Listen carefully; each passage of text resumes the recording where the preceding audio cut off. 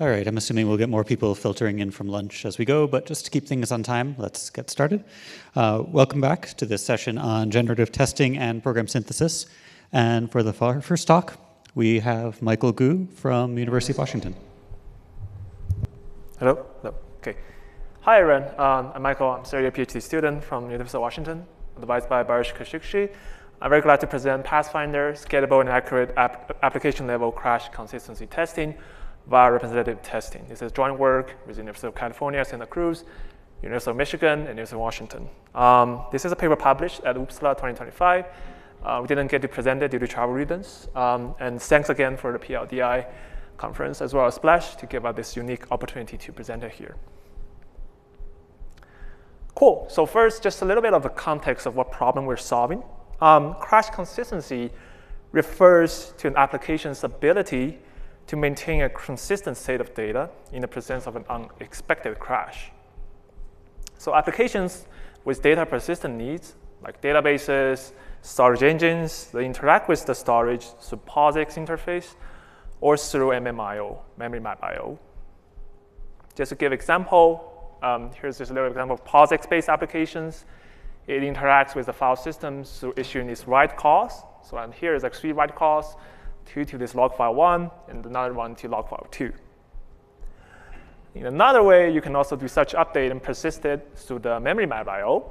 So for example, here is a MMIO-based application which issues 3 stores, 2 to this variable x, and another store to this variable y. However, for performance benefits, the underlying file system may buffer updates in memory without application developers to issue explicit like synchronization calls or ordering calls like fsync to flush the data to the disk. The order at which the data is persisted is actually unknown a priori. So if we take a look at example here, although the issue order is like this, actually the persisted order may be reordered. So for example, the third write to this log file 2 may be reordered before the second write to log file 1.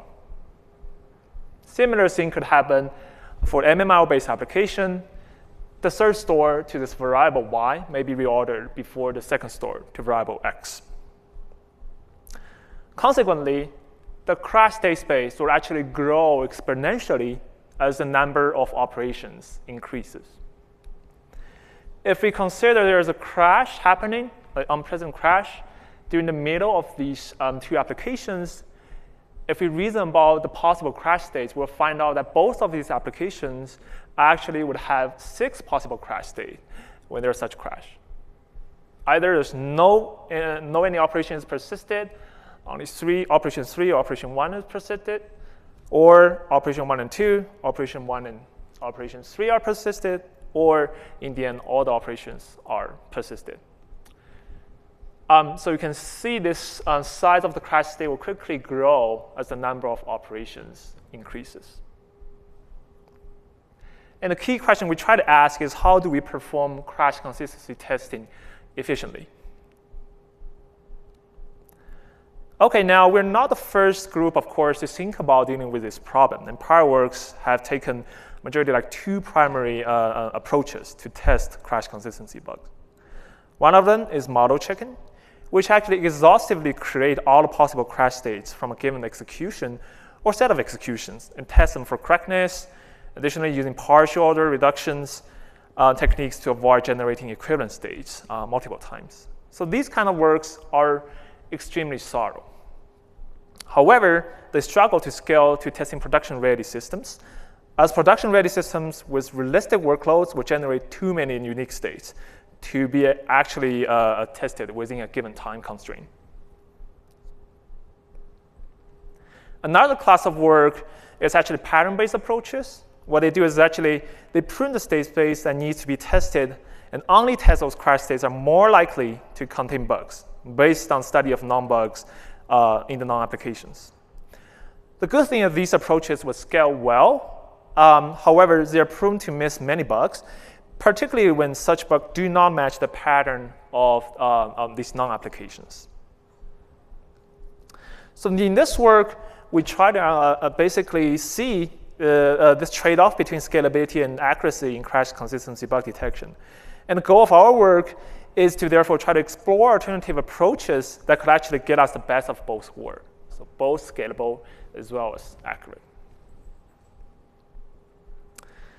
Our key insight is actually what we call state equivalence, is that the program can generate a wide variety of non-identical crash states that actually ultimately they expose the same crash consistency bug. I'll explain in a second, but we call this state equivalent in the context of crash consistency testing. Let's consider the following example of an entry structure in a hash table that is backed by an MMIO file. The insert function would create a new entry and modify the key value and the valid flag. We can see that this update is supposed to be atomic because if you take a look at the check consistency function, which tests if the valid flag is true, the key value should both be initialized, as we can see from line 19 here. However, these updates have no ordering enforced between them. So if a crash occurs, it is possible that it will generate a crash state that actually has the valid bit set to true without the key and value being initialized properly. And also, this is not the only place where such crash consistency bug can occur. Consider there's another replace function where actually replace the value of an existing key by creating a new entry with the old key and a new value and set the valid flag. And then they actually invalidate the old entry. This function also attempts to perform an atomic update, but suffers from the same crash consistency bug as the insert function, as the valid bit is actually not ordered with respect to the key and value updates. So in the sense that actually these functions suffer from the same crash consistency violation, right, at this check consistent function, we can say that the crash states generated by these functions are in fact equivalent. Is this actually a much broader equivalence relation than what actually has been tested many times using this dynamic partial order reduction works in the past, which they actually required equivalence as having actual identical crash states or identical recovery executions, which is not the case that we've seen here. Now the problem is, if you actually want to conclusively find all of these states, we need to actually exhaustively test all the crash states, and such that then we can find the smallest subset that expose all of these possible bugs, which actually would be computationally intractable. So our new question becomes, actually, is there any way we can leverage this insight to more efficiently prune the crash state space, even if we have to approximate this minimal set of crash states that we want to test? We observe that applications perform semantically related updates with actually high temporal locality. This is what we call update behaviors in the programs. In our previous example, both functions created equivalent crash states due to the modifications made to the entry structure within confines of the single function. We can see that again in the insert function, where the three updates can actually cause a violation in the check consistency function shown above that occur solely within the insert function. And this function is designed to perform a single semantically meaningful update to actually the data structure of this entry, right? And now we have a couple of different behaviors that can demonstrate the same crash consistency bugs. Which one we actually would like to test? Do we test the insert function, or do we actually test the replace function? Our final observation here is that even though these different behaviors can produce some equivalent crash states, they may not create the same number of crash states. If one set of updates produce a, let's call, superset of crash states, for example, it may update more fields than the previous one, it can actually represent many other updates. For example, if you consider this insert order function here, which actually ensures that the key field is updated and persisted before other fields, but the value field, the value field and also the valid bit may still be reordered. This still results in triggering, of course, one of the assertion failures in the check consistency function. However, due to the added ordering constraint, the crashes during the insert ordering function will generate fewer possible crash states, and therefore fewer possible crash consistency bugs by definition, right? And this means that we actually just need to test the original insert function instead of the insert order function. And this will result in finding more unique crash consistency bugs. And in this way, we say that the behavior in the insert function above is actually representing the insert ordered function below. I want to also note that this approximation is not sound, but it can actually potentially miss bugs. It will ultimately result in far more test state being pruned over the sound approaches and still provide a practical way to find many crash consistency bugs as we evaluate it. So overall, we observed that we can provide more thorough crash state pruning by finding and testing representative update behaviors, as testing them should expose just as many crash consistency bugs as testing all of the behaviors. With this insight leads us to build Pathfinder, which is actually a trace-based tool to find and subsequently test all of the representative update behaviors for the crash consistency testing. So Pathfinder first traces operations of applications at runtime to collect a set of operations to analyze. It explores both MMIO and POSIX applications, and then construct a persistent graph. The persistent graph will represent our operations as nodes and what happened before persistent dependencies between operations as edges. This graph encodes all the ways a program update could occur in the system, and more importantly, how updates may or may not be persisted if a crash were to occur at given times. So for POSIX, we support tracing the syscall trace using the file system persistent model you want to use, exe4 or any cloud file system, as long as you can express them. And for the MMIO-based applications, we support memory trace as well as memory persistent models. In this way, we use the persistent x84 model, but you can also modify if you need to test other behaviors in your application. Pathfinder then used the update behavior-based heuristic to break the graph into smaller graphs, which represent the ordering constraints to which the approximate the update behaviors that developers would use to perform individual updates. So for POSIX, Pathfinder create update behaviors by from functions, by grouping functions. And Pathfinder uses actually a backtrace provided in the function to derive update behaviors, and it group them by traversing the call stack tree. For MMIO, on the other side, Pathfinder creates update behaviors actually by looking at data structures. It employs heuristic approach to determine if an MMIO operation are related or semantically related based on the data type of the instance modified, as well as the temporal locality of these operations. Here, just to give a short example, so for POSIX-based applications, we start from some trace that have these syscall operations, and then we collect the backtrace as the application is running. And then you can see here, the entry function is function 1, and it calls subroutine function 2, function 3, and function 3 calls 2 subroutine function 4 and 5. So what we do in Pathfinder is that we first group by the leaf node, so that it start by grouping the leaf functions subroutines like function 2, function 4, and function 5. And then since we have the knowledge of this call stack tree, we build this call stack tree from the backtrace. We can actually group the functions level by level. So let's say we want to group the parent function, function 3. That basically would just be grouping all the operations invoked by function 4 and 5, and so on and so forth. And then basically, this will create subgraphs that you want to test, and the subgraph can get bigger and bigger as you move from the leaf functions to the parent functions. For MMIO-based applications, the heuristic we use actually are two main splitting criteria. First is if there's some previous updates to some field in this data structure M, while the previous updates to M has already been persisted. This typically means like, okay, for example, in a loop, you're updating this data structure, you're persisting at each iteration. Or if there's an update to a different instance N, where the previous updates to M has already been persisted. This typically indicates that the current modification to this data structure or this field n has been completed, and you're updating something else that are semantically not related to n.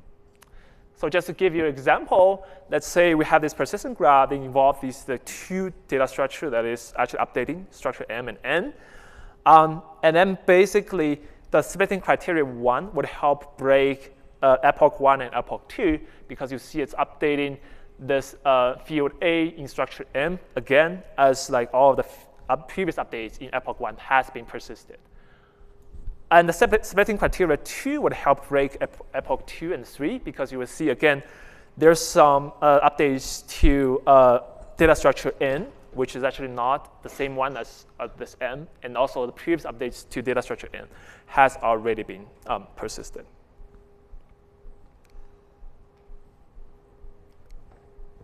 So after we group this, after we create these update behaviors, Pathfinder then group these mechanisms together by the most representative behaviors to reduce the amount of testing which needs to be performed. And then it actually perform crash consistency testing on the representative update behaviors and generate all the crash data that could result from this update behavior, and then report any crash consistency bugs reported from the testing oracle. And for the representative testing, as I've shown in the example, we group up the behaviors following the supergraph, subgraph relationship, and we only test update behavior that are representative of others. Okay, finally, let's talk about how Pathfinder perform. First and most, we find that Pathfinder is an effective crash consistency testing tool, finding over 120 crash consistency bugs in 22 applications, including finding 56 brand new bugs, which is particularly impressive when given this application we tested has already been rigorously tested in prior works, 102 of them in MMIO micro benchmarks, and 80 of them in production-ready systems. Furthermore, we find that this approach is much more scalable than prior exhaustive testing approach, as well as dynamic partial order reduction approaches. As Pathfinder finds all of these bugs within the 2-hour testing time limit, while other approaches only find a part of them. We also evaluated the effectiveness of our heuristic. And here, we're comparing with an exhaustive model checking baseline, which actually try to enumerate all the possible crash states and then do the crash consistency testing. And then we evaluated on the production-ready systems in MMIO and in POSIX. So for MMIO, HSC, memcached, Redis. For POSIX, mostly database and storage engines. And we can see that Pathfinder is able to find all crash consistency bugs in production-ready systems with a crash state reduction from 90% to 99%. Especially for LevelDB and RocksDB, it has very good crash state reduction because they're running these stress testing, which involves like hundreds and thousands of operations, where the exhaustive model checking would just not even scale to that scale. And that's all for my presentation. Thank you for listening. If you have any questions, feel free to let me know.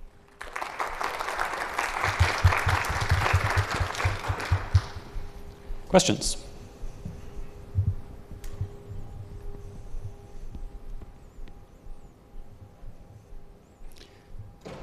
So while people are thinking, you had the example of the two different functions where one over-approximates the other.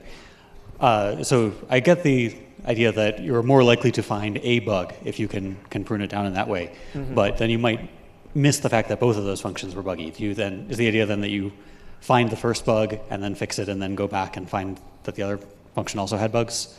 Mm-hmm. Yeah, that would be typically the workflow indeed, because during the tracing, we first run the workflow and then we produce a trace, and then we reason about all the persistent crash, potential crash consistency bugs in the trace, right? And if there's an oracle actually reports any bug, we have to ask the developer to fix it in order for the workflow to run and then discover more bugs. So otherwise, it would just maybe the oracle would just report the failure on the first occurrence. But I think that's generally like maybe a strategy that people would use actually when they're doing testing, because the workload does not need to change. You just fix a bug and then run the workload again to test if there are other potential bugs. Other questions?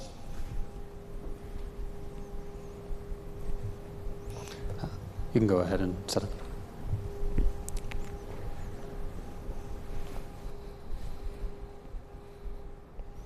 once, going twice.